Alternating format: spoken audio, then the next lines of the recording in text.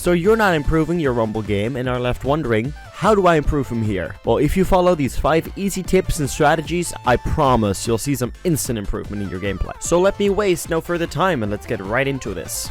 I'll be organizing this video in 5 different chapters, so if you ever need to skip through, there's chapters on the timeline and in the description.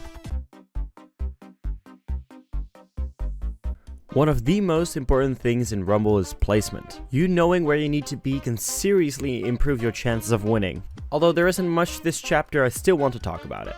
So generally speaking, this game is all about mid control. There's 2 different states you could be in Rumble.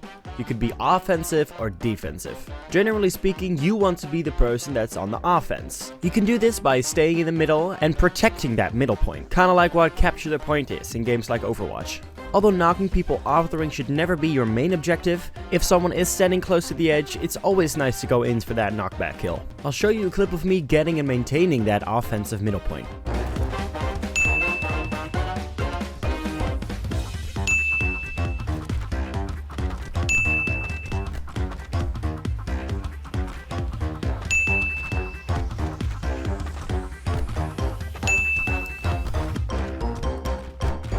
So basics are, if you're in the middle, be offensive. If you're on the edge of the ring, try to defend yourself. Which leads us right into the next chapter.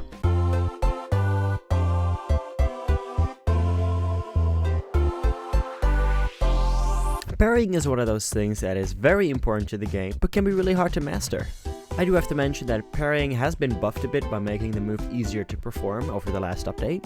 So now is probably the best time ever to start getting into parrying.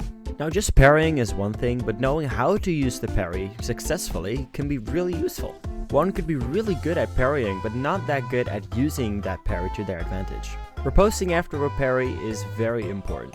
Once you've parried a disc, one thing you can do is punching it back by using straight. People don't really see this coming, and once you learn how to parry successfully, you can almost always negate every damage you take. Parrying is not only good for offensive, but also very good for defending yourself. Practicing your parry can be a bit difficult, but I highly recommend trying it in Howard's Yard. You can also use parry to unground objects, instead of using kick, so you can really catch some people off guard with this.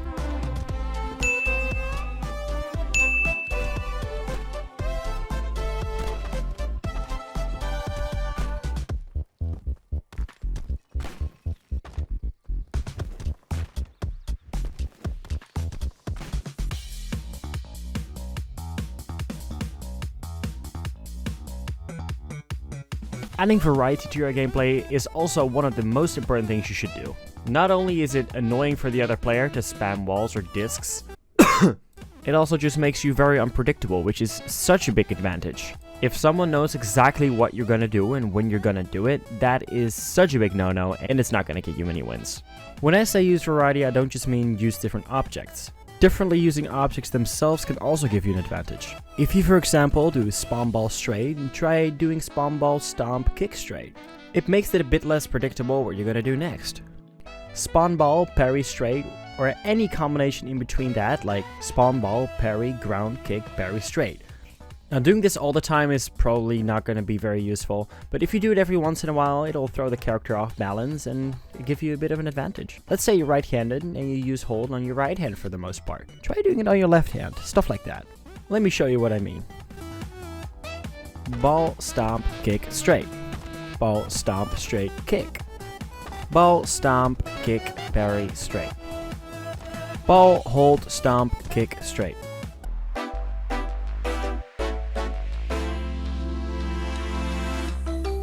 Some of the best tips I can give you are some of the smaller tips that you wouldn't really think about. These tips are not like match deciding, but they can be pretty useful. So let's get over some of my favorite small tiny tips and tricks. You can unground objects by doing parry instead of doing kick.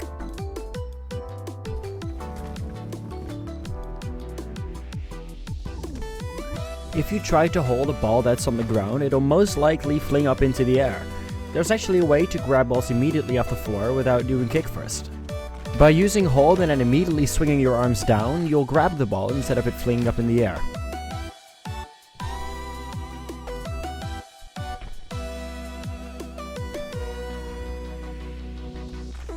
Knowing that your opponent is either right or left-handed can be more useful than you might think.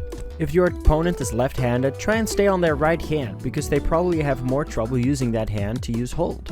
You can tell they're right or left-handed by the hand they use hold on, which is why you should practice hold right on your left hand and on your right hand. Knowing how much damage stuff does is also very important, so let's go over that real quick. A singular disc does 1 point of damage, a normal boulder does 2 damage, a grounded pillar does 3 damage, a grounded cube does a total amount of 4 damage.